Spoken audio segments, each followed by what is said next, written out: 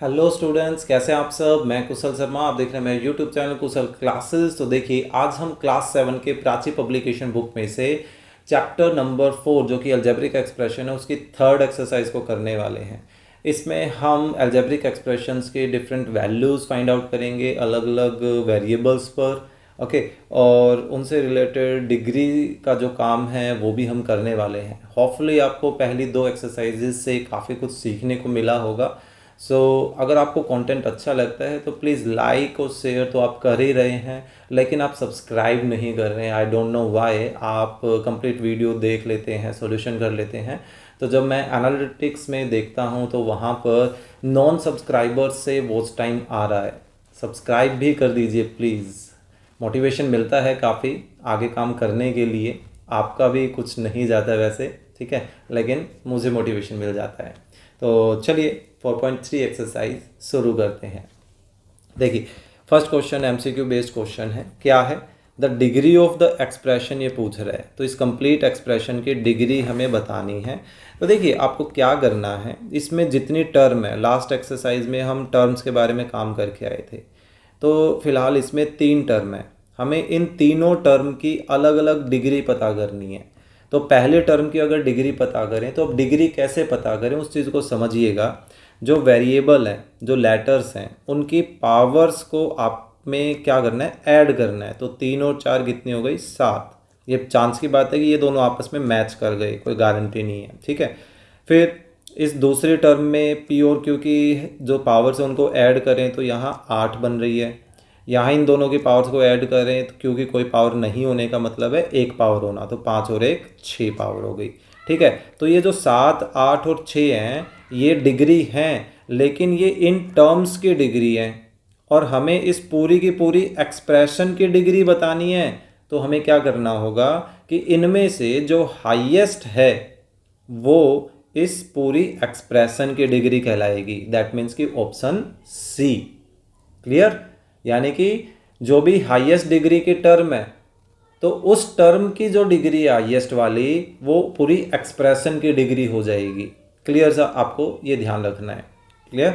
Next, second, if x and y की value हमें -2 and 3 given है, तो ये बताने इसकी क्या वैल्यू होगी। तो देखिए, हम क्या करेंगे, सिंपली 3 गिवन है, फिर x गिवन है, तो x और 3 मल्टीपल में है, तो x की जो वैल्यू उसने दे रखी है -2 वो भी मल्टीपल में चलेगी।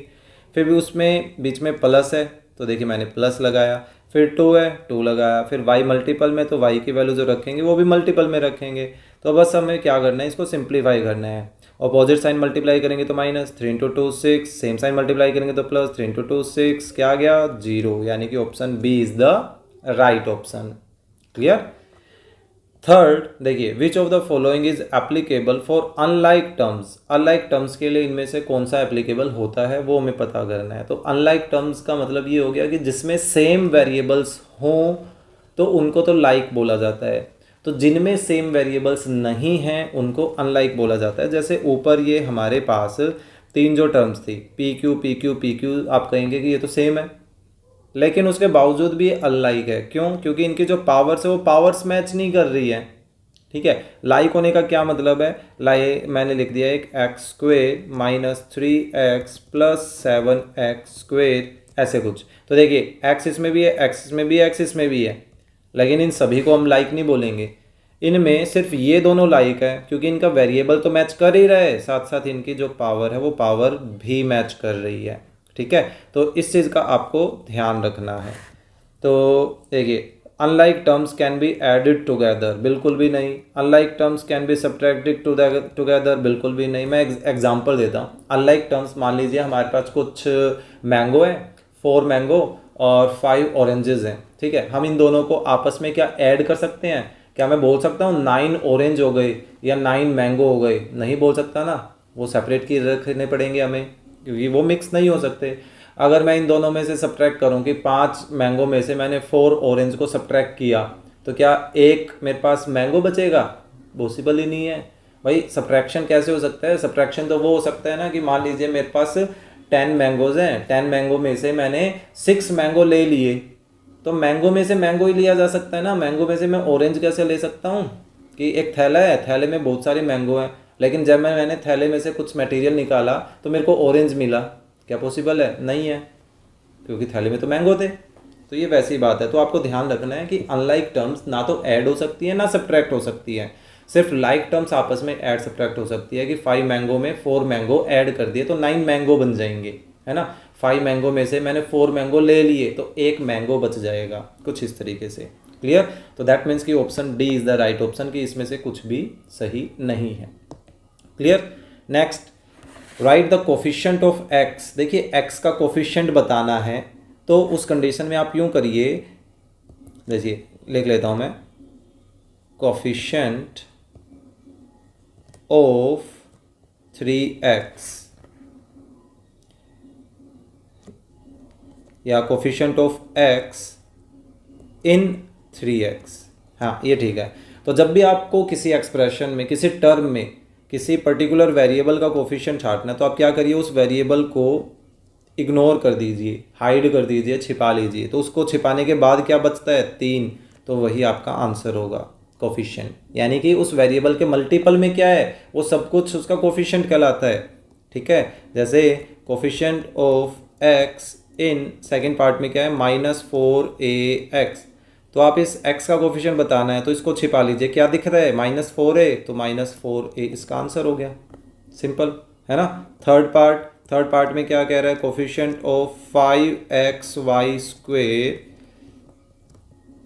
इन 5xy स्क्वेयर। तो देखिए x को छिपा लेते हैं, क्या दिख रहा है? 5 एंड y स्क्वेयर दिख रहा है, तो ये इसका क्या हो गया? कोफिशिएंट। ठीक है, सिंपल सा तरीका है, आपको उसको ही इग्नोर कर देना है और कुछ नहीं करना।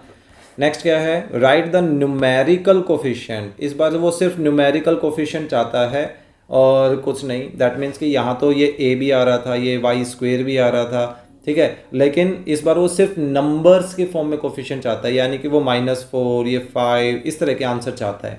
ठीक है, तो देखते हैं। देखिए फर्स्ट टर्म में x3, जब देखिए किसी के मल्टीपल में कुछ नज़र नहीं आ रहा तो बच्चे वहाँ क्या करते थे? 0 कर देते हैं, जबकि एक्चुअल में किसी के मल्टीपल में कुछ नहीं होने का मतलब है उसके मल्टीपल में 1 मल्टीप्लाई है। ठीक है, तो यानी कि उसका कोफिशिएंट क्या है? 1। फिर कोमा लगा के दूसरी टर्म का कोफिशिएंट, यहाँ देखिए न्यूमेरिकल बताना है, -7 नज़र आ रहा है। फिर तीसरे टर्म में +5 है तो अलग से प्लस लगाने की ज़रूरत नहीं है। लास्ट में जो एक कांस्टेंट होता है, बिना वेरिएबल की जो टर्म होती है उसको कांस्टेंट टर्म बोलते हैं। ठीक है, तो वो भी हमारा एक न्यूमेरिकल कोफिशिएंट बोला जाता है। क्लियर? इसी तरह से सेकंड पार्ट में ये देखिए, ये -2 नज़र आ रहा है तो -2 लिख लिया। 7 नज़र आ रहा है एक, तो हमने 7 भी यूज़ कर लिया। -6 नज़र आ रहा है एक, -6 भी यूज़ कर लिया। 8 नज़र आ रहा है, 8 भी यूज़ कर लिया, है ना। तो ये हो गया हमारा क्वेश्चन नंबर 3।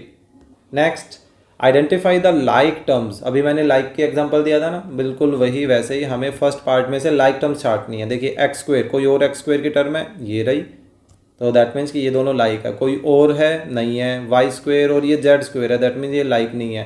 तो लाइक टर्म्स क्या क्या हो जाएंगी? X square and 2x square, ये दोनों आपस में लाइक टर्म्स बोली जाएंगी। ठीक है, सेकंड पार्ट में एक्स वाई है, एक्स वाई और कहीं नहीं है, दैट मीन्स वाई जेड बिल्कुल है। ये देखो ये रहा वाई जेड, और कोई नज़र नहीं आ रहा। तो यानी कि सेकंड पार्ट में लाइक टर्म्स कौन सी हैं? Y z and y z by 2। Clear? Third part करते हैं। देखिए x square y, x square z, x square y, आगे पीछे लिखने से क्या फ़र्क पड़ेगा? ये एक्स वाई इसका स्क्वेयर है ना। तो बेसिकली ये दो लाइक टर्म नज़र आ रही हैं। सो माइनस का 2x square y and -yx square, चाहे एक्स स्क्वेयर देख लीजिए और एक y देख लीजिए, दोनों ही हैं, सेम पावर के साथ हैं, तो ये क्या हुई? लाइक टर्म्स हो गई, है ना। Next, fifth, right the degree. First he question था हमारा डिग्री बताने का, है ना। तो कैसे करेंगे? Degree of x square y plus x square y square plus x y is, degree क्या हो जाएगी? देखिए इस टर्म की डिग्री कितनी है? 3, है ना। एक्स की पावर 2, वाई की पावर 1। इसकी डिग्री कितनी है 4, इसकी डिग्री कितनी है 2, 1 और 1 2, तो हाईएस्ट कितनी है 4। तो इस पूरी एक्सप्रेशन की डिग्री भी कितनी हो गई 4 हो गई। Second, degree of a b square plus c and A4B² C plus ABC is, इसकी डिग्री, ये देखिए इसकी डिग्री कितनी हो गई, ए की 1 है, सी की 1 है, टोटल 4, इसकी 4 2 6 और 1 7, इसकी 1 1 1 3, तो हाईएस्ट कितनी है 7 है। तो दैट मीन्स इस पूरी एक्सप्रेशन की डिग्री भी कितनी हो जाएगी 7 हो जाएगी। Next, degree of x² plus 2xy² minus 5y² x is कितने, ये देखिए इसकी डिग्री 3, इसकी डिग्री भी x और y² और x और y² इसके भी 3 है ना। तो हाईएस्ट यहाँ पे 3 ही चल रही है, तो दैट मीन्स 3 आंसर हो गया। नेक्स्ट लास्ट क्या है, degree of ABC plus A²BC plus AB²C³ plus 2ACB² is, इसकी डिग्री, ये देखते हैं इसकी डिग्री है 3, इसकी डिग्री है 2 3 और 1 4, इसकी डिग्री है 1 3 3 6, इसकी डिग्री है 1 2 2 4, तो हाईएस्ट कितनी है 6। तो इस कंप्लीट एक्सप्रेशन की डिग्री कितनी हो गई 6। क्लियर, आसान सा तरीका है, इससे आसान तरीके और नहीं हो सकते हैं। ठीक है, ऐसा क्वेश्चन हम उसमें करके आए थे MCQ में, फर्स्ट क्वेश्चन में क्या है, x की वैल्यू दे रखी है 1, y की दे रखी है 2 और हमें इनका आंसर बताना है। ठीक है, तो हम सिंपली क्या करेंगे, put x is equal to 1 and y is equal to 2 in x²y। तो देखिए x की जगह 1 रखा, लेकिन x का तो स्क्वायर था तो 1 का स्क्वायर हो जाएगा, फिर मल्टीपल में y है, y की वैल्यू 2 रखनी है, तो 1 का स्क्वायर 1 और मल्टीप्लाई में 2, तो 1 इंटू 2 2 आंसर आ गया, ख़त्म, और कुछ भी नहीं करना। सेम ऐसे ही सेकंड पार्ट में x इज इक्वल टू 1 और y इज इक्वल टू 2 को हमें किस में रखना है, x² प्लस y², तो x की जगह 1 का स्क्वायर प्लस y की जगह 2 का स्क्वायर, तो 1 का स्क्वायर 1, 2 का स्क्वायर 4, कितना आ गया 5 आंसर, है ना। आसान आसान चैप्टर है ये, कंप्लीट फुल मार्क्स ले सकते हो इसमें। सेम क्वेश्चन है, बस नंबरिंग वेरिएबल्स बढ़ा दिए। तो देखिए फर्स्ट पार्ट में हम क्या कर रहे हैं, 2a² प्लस AB, तो सेम पैटर्न लेके चलते हैं। तो 2a की जगह देखिए a की वैल्यू 2 रखनी है, तो उसका स्क्वायर है, फिर प्लस, फिर से a, फिर मल्टीप्लाई में b। तो मल्टीपल दिखाने के लिए ब्रैकेट सबसे बढ़िया तरीका रहता है। तो देखिए 2 का स्क्वायर 4 प्लस 2 इंटू 3 6, फिर से पहले मल्टीप्लाई 8 प्लस 6 कितना हो गया 14, तो ये आ गया हमारा आंसर। बहुत मास फॉर्मूला ध्यान रखना है, पहले पावर, फिर ब्रैकेट एंड फिर मल्टीप्लाई डिवाइड, फिर प्लस माइनस, है ना।